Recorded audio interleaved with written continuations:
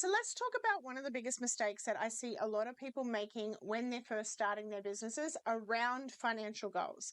So a lot of people, they come in and they say to me that they have a $10,000 goal. Now, this is a goal that has come to them from many, many coaches before them.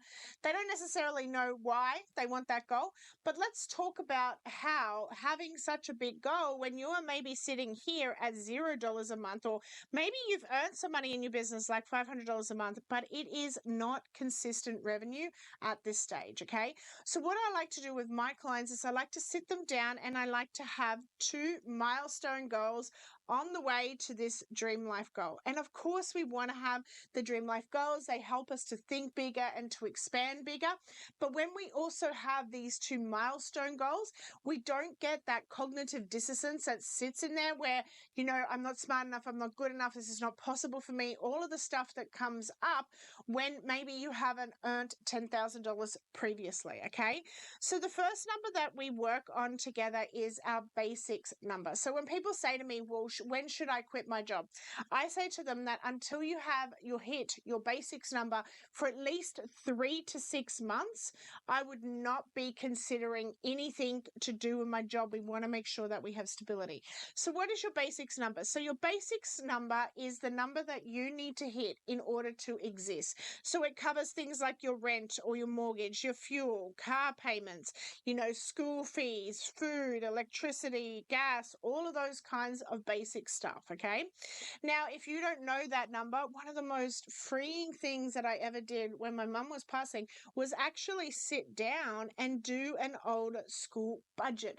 This actually allowed me to see where all the money was going and to realize that actually it wasn't that hard to hit my financial goals that are my essential number. Okay. So this is your essential number. The other good thing about doing as a budget is when we're going through our bank statements to identify stuff that's coming out, sometimes we see expenses that we had forgotten about, or maybe we'd put in a too hard basket, or we'd meant to cancel and we hadn't. So we are we are able to then trim that budget down. Okay.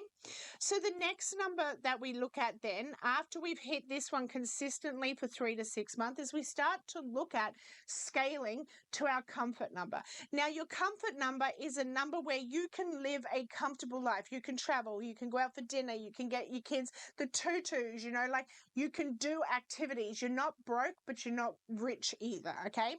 And here's the thing, everyone's saying to you, you need to be a 7-figure earner. And if you have a internal thing where you don't want to actually be a 7-figure earner, you will self-sabotage. And when you self-sabotage, not only do you not hit the bigger goals, but then you start to struggle with hitting the essential numbers as well. Okay.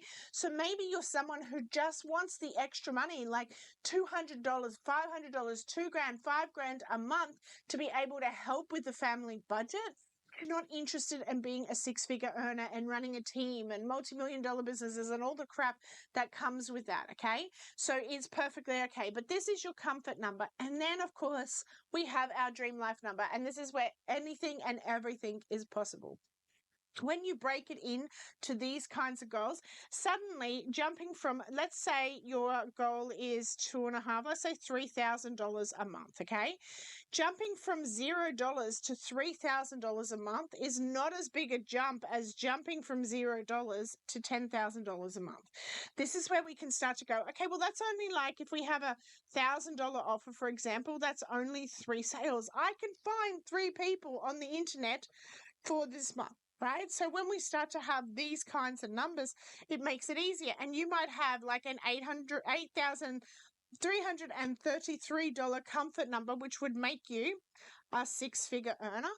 And that might be where you want to stop because you're comfortable with that. You still want time to be able to spend with your family. Okay. So this is where you sit down and you decide your financial goals based on what you want, and sit down and work out. We're going to go through an exercise very soon called the MIQs, which helps you to ascertain what number you want to go for, because there are different numbers that we want to go for in different phases of life. Okay. So I just wanted to show you this huge mistake that is costing people so much problems when it comes to mindset. And when you have those internal beliefs going on, you start to have trouble with showing up. You start to have trouble with doing what you know you need to do. And you start to feel like you shouldn't sell. And all of this nasty stuff comes up. Whereas if we just make the goals smaller for now and keep building on it, we lose a lot of that cognitive dissonance and that negativity that comes with the income goals. Okay. Now, a quick little exercise that I like to give my people as well is getting a simple calendar out. And what we're going to do is in this simple calendar, every time you make a sale, you're going to put the amount on it. So this is just literally a Canva calculator. And all you would do is say you made a $74 sale that day. Okay. And then you may not get another sale to here. So you would put $74 here. And then you might get sales here. And that might be, say, $3,000 for your mid-ticket offer, which we're going to talk about soon. Your goal then becomes, on all the other days, you have no 0 days. So if you at least earn $1, and then the month after, you earn more than what you earned on that day. So if you earn, say, $74 on the 3rd, can you double it in the next month and earn $200?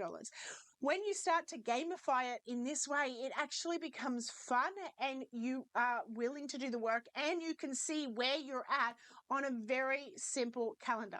So in the resources section, you will find a simple 2025 calendar, and I've also included one that has a little note section that maybe you can evaluate in the bottom as well. You can start to look at your conversion numbers, etc. Put how many 0 days you had so that you can improve that next month, okay? That's as simple as it is, and that's a fun way. I still do this to this day because it makes me excited to start to see numbers going on the board. And it helps you to go, okay, what can I do today that will put a number on the board? And that cuts a lot of the fluffy activities that I see people doing. So see you in the next video.